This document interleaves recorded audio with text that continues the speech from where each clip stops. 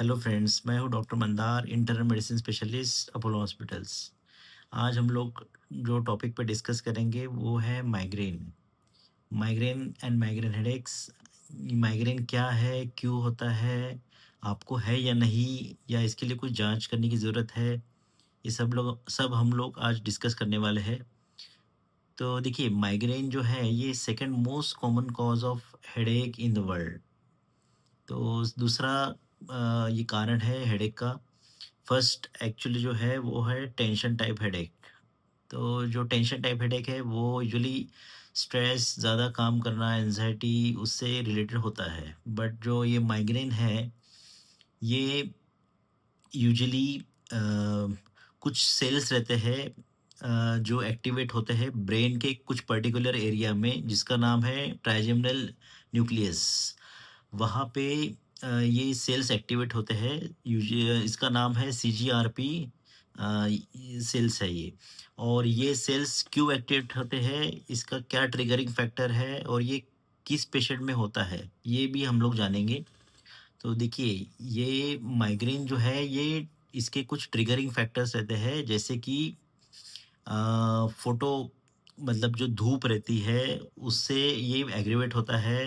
अगर आपने खाना थोड़ा सा लेट खाया, या फिर आपका जो फूड इनटेक है काफ़ी फ्लक्चुएशन है, जैसे कि आपने मॉर्निंग में 9 AM को आपने ब्रेकफास्ट किया और शाम को आपने 6 बजे खाना खा लिया, ऐसे आपके अगर फूड हैबिट्स है तो ये माइग्रेन का हेडेक आपको एक्टिवेट होगा।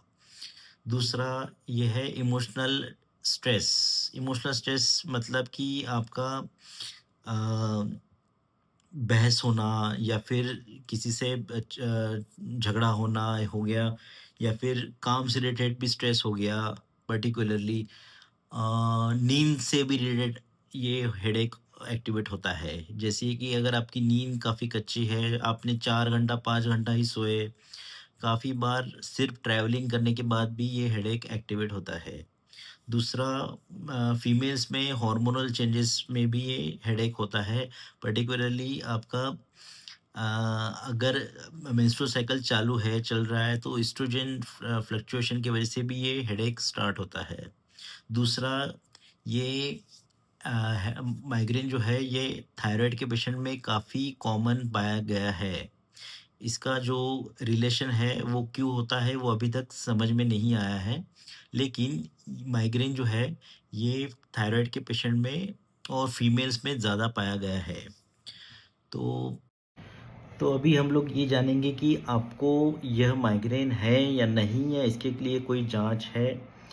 तो फ्रेंड्स देखिए, माइग्रेन के लिए कोई भी पर्टिकुलर ऐसी लैब टेस्ट, ब्लड टेस्ट या फिर कोई स्कैन ऐसा नहीं है। ये प्योरली आपका क्लिनिकल डायग्नोसिस से, आपके सिम्टम से ही ये डायग्नोस हो जाता है। जैसे कि आपको अगर यूनिलैटरल हेडेक है, यूनिलैटरल यानी आपको वन साइडेड हेडेक रहेगा, हमेशा ही वन साइडेड हेडेक रहेगा ऐसा नहीं है, कभी कभी पूरा हेडेक भी हो सकता है। साथ में हेडेक के साथ अगर आपको नोज़ियाटिक फील हो रहा है, उल्टी जैसे लग रहा है, वो हेडेक आपको पर्टिकुलरली 1 दिन तक रहेगा, 2 दिन तक रहेगा। जब तक आप सोएंगे नहीं, जब तक आप अंधेरा नहीं करेंगे, अंधेरे में सोएंगे नहीं, आपको अच्छा नहीं लगेगा। ऐसे कुछ सिम्टम्स अगर है, या फिर आपको धूप में जाने से काफ़ी इरिटेशन हो रही है, नॉइज़ में काफ़ी इरिटेशन हो रही है, धूप में जाने से आपको और आपका हेडेक बढ़ रहा है, तो ये आपके माइग्रेन के सिम्टम में आ सकता है। तो देखिए, माइग्रेन में यूजुअली आपको यह कुछ कुछ चीज़ें प्रिवेंट करनी है। जैसे कि अगर आप धूप में जाएंगे तो आपने सन ग्लासेस यूज़ करना है, खाना आपने टाइमिंग पे खाना है, लेट नहीं करना है, नींद भी आपको पूरी लेनी है, जैसे कि 8 घंटा 7 घंटा आपको नींद पूरा प्रॉपर लेना है। अगर आप नहीं लेंगे तो आपको माइग्रेन एग्रेवेट होगा और आपका पूरा 1 दिन 2 दिन आपका वेस्ट हो जाएगा। तो ये हो गया आपका माइग्रेन के सिम्टम्स, और ये चीज़ें आपने प्रिवेंट करनी है माइग्रेन के लिए। तो मैं आपको अभी कुछ शेयर करूँगा, जैसे कि माइग्रेन के लिए आपने क्या-क्या सप्लीमेंट्स लेना चाहिए। माइग्रेन के पेशेंट के लिए, मतलब एज़ ए इसको प्रोफिलैक्सिस ले सकते हैं। प्रोफिलैक्सिस यानी ये सप्लीमेंट आपको माइग्रेन हेडेक होने से बचाएगा।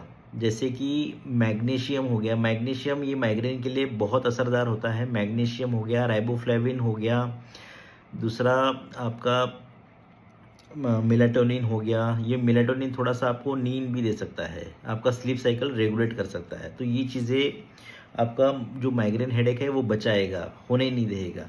दूसरा, नेचुरल चीज़ें अगर आपको लेनी है तो कैफ़ीन जैसे कि कॉफ़ी हो गया, ये काफ़ी माइग्रेन के पेशेंट के लिए अच्छा होता है।